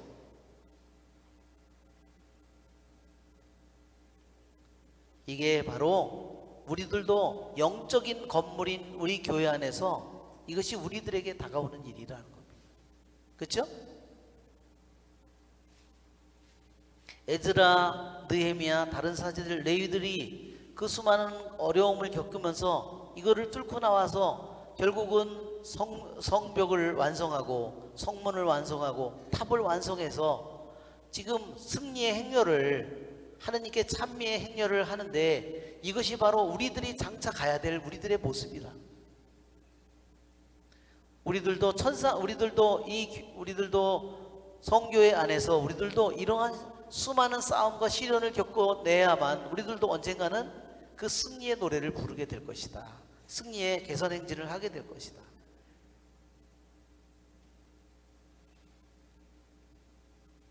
그래서 말하자면 언젠가는 우리도 충실한 신자로서 우리들도 살아가게 될 때,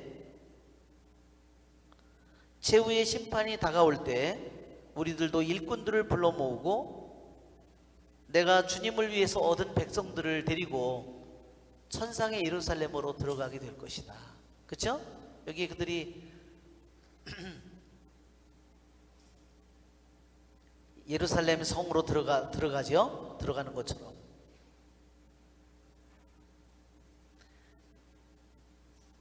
그래서 느헤미야는, 에즈라는 성가대들과 함께 가마탑까지 나아간다. 그 가마탑은 뭐냐? 그것은 바로 우리들이 반드시 땀 흘려서 우리들이 수고하고 애쓰고 노력해서 지나가야 될 길이라는 거예요.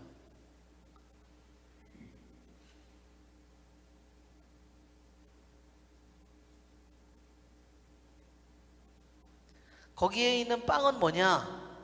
거기에 빵가마에서 보이진 않지만 빵가마에서 구워진 이 빵들은 어때요? 불에 의해서 구워지죠?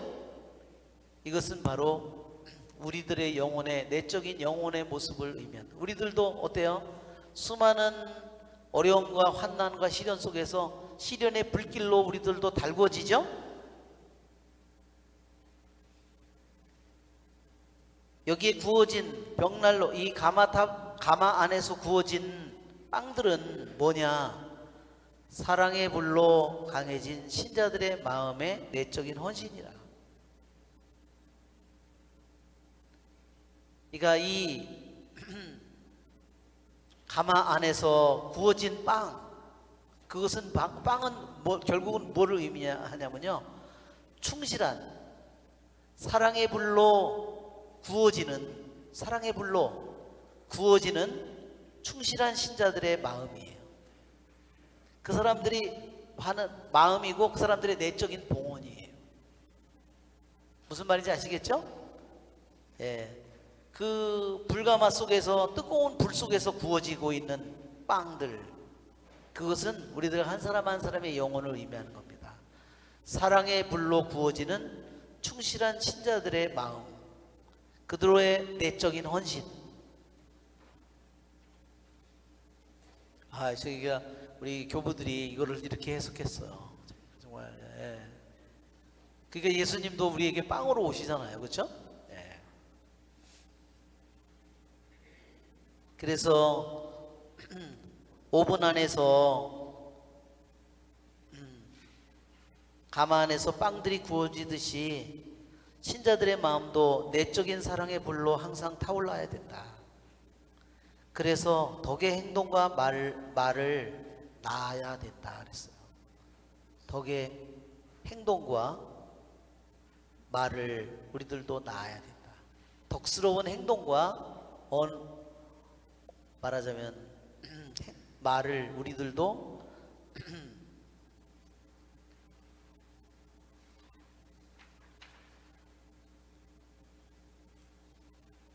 자, 12장 43절을 보면 이제 두 번째로 교부들이 그날 사람들은 많은 재물을 바치며 기뻐하였다 그랬죠?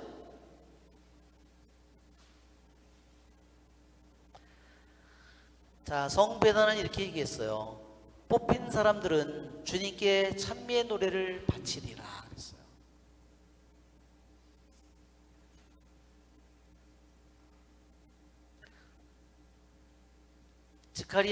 스가랴 한번 예언서를 한번 펴보세요.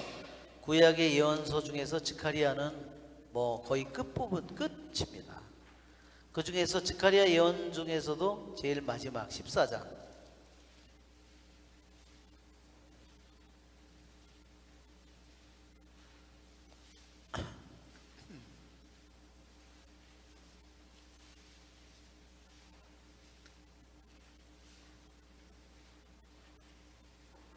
자, 스가랴 14장 7절 한번 읽어볼까요? 주님만 아시는 그날에는 낮과 밤이 없이 대낮만 이어지고 저녁 때에도 빛이 있을 것이다. 네, 스가랴 지금 14장 7절. 자, 이게 뭐냐면요, 이게 영원한 빛의 날이라고 그랬어요. 이게 스가랴 예언자가 말한 영원의 날이에요. 우리들이 지금 있는 날은 어때요? 지구가 태양의 뒤쪽으로 돌아가면 밤이 돼버리죠? 앞쪽으로 오면 낮이 되었다가. 그러나 스가랴 예언자를 통해서 하느님이 말씀하시기를 이제 더 이상 낮과 밤이 없이 영원히 대낮만 계속되는 날이, 영원한 날이 올 것이다. 그것이 이 스가랴 예언서에 나오는 정말 너무 놀라운 말씀이죠. 그리고 어때요? 저녁이 돼도 빛이 있을 것이다 그랬어요. 그러니까 우리 창세기에 보면 태양이 없는데 빛이 있어라, 빛이 생겨나죠? 그것은 태양의 빛이 아닙니다. 태양의 빛은 며칠 날 생겨요? 태양은? 네 번째 날인가 생기죠. 그 3일 동안 처음에 나오는 3일은요, 태양빛이 움직여서 생기는 그 빛이 결코 아닙니다. 우리는 그 모습을 스가랴의 이 14장의 말을 들어보면 밤낮이 더 이상 없는 영원히 낮만 계속되는 그때가, 영원한 빛의 날이 우리에게 올 것이다. 그러니까 저녁에 해가 져야 되는데도 빛이 계속 낮은 거죠.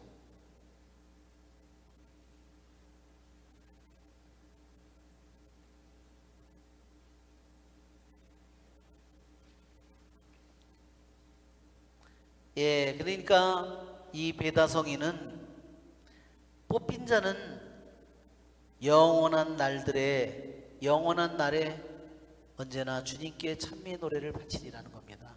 일생 동안이 아니라 영원한 날 동안 끊임없이 주님께 희생제물을 바치리라는 겁니다.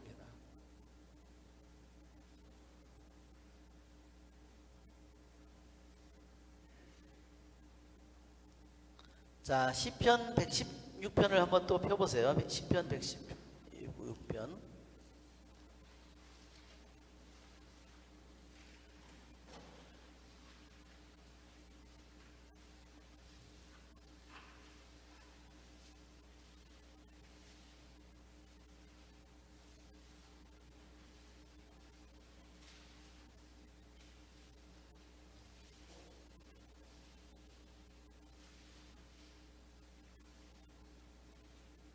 자, 16절을 보세요.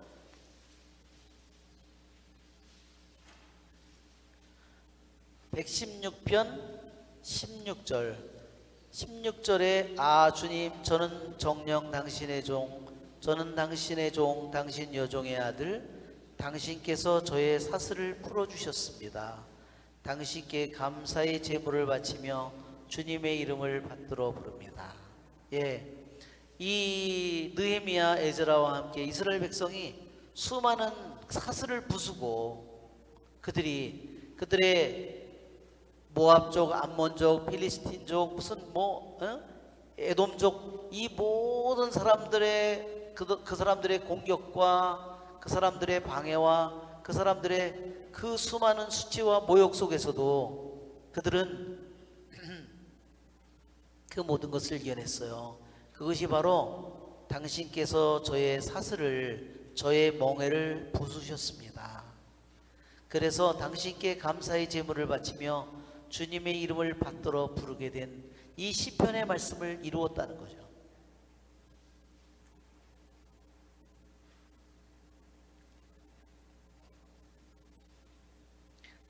자, 그러면서 어디서 그 예물을 이 시편의 말이 그대로 이루어졌는데, 시편의 저자가 계시해 준 것이 그대로 이루어졌는데 어디서 이루어졌는가 한번 봐라. 주님께서 나의 소원을 채워드리라. 그분의 모든 백성 앞에서, 주님의 집 앞들에서, 예루살렘 내 한가운데에서, 그렇죠? 그 주님의 이름을 받들어 감사의 제물을 바치는 이 모든 일들이 어디서 이루어져요? 주님의 집 앞들에서, 주님의 성전에서, 예루살렘 내 한가운데에서 이루어졌다는 겁니다. 그러니까 이 시편의 이 말이 그대로 느헤미야의 성벽의 봉헌을 통해서 이루어졌음을 우리에게 보여준다.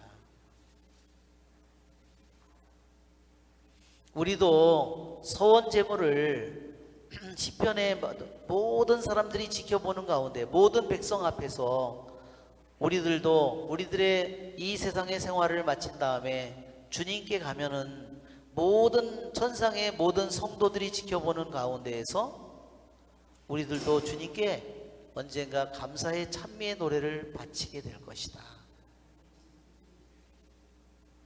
비록 이 세상에서는 우리가 그분을 한숨을 지으면서 그분을 기다리고 있고, 그분을 목말라 하면서 그분을 기다리고 있지만, 언젠가는 반드시 우리가 천상 본향에서 모든 천상의 수많은 성도들이 보는 가운데 우리들도 영원히 하느님께 감사의 찬미의 제사를 바칠 날이 우리들에게 다가오고 있다. 자, 이것이 교부들의 해석이었습니다. 그래요, 여러분 수고하셨고요. 은총이 가득하신 마리아님 기뻐하소서. 주님께서 함께 계시니 여인 중에 복되시며 태중의 아들 예수님 또한 복되시나이다. 천주의 성모 마리아님 이제와 저희 죽을 때 저희 죄를 위하여 빌어주소서. 영광이 성부와 성자 성령께 성부와 성자 성령의 이름으로 아멘.